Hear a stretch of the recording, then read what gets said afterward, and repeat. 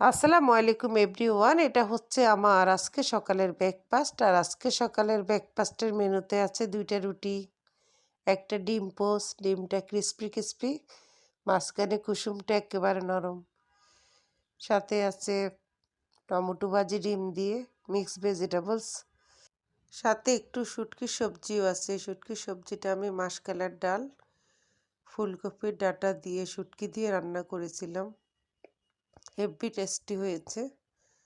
Actually শীতের মধ্যে সবজি খাওয়ার মজাই আলাদা। শীতের মধ্যে সব সবজি মজা লাগে। এই জন্য ইদানিং সবজিটা একটু বেশিই খাই। রুটি, রাইস খুব কম খাই।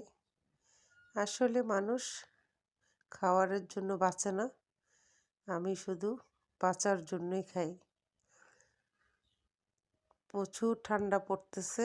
বন্ধুরা সবাই নিজের প্রতি খেয়াল রাখবে এবং পরিবারের বয়স্ক যারা আছে, মা, দাদু, নানু, তাদের এই শীতে একটু যত্ন আত্মের প্রয়োজন।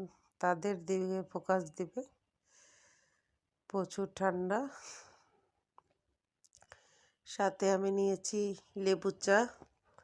গলা টলা বসে গেছে, খুবই বাজে অবস্থা।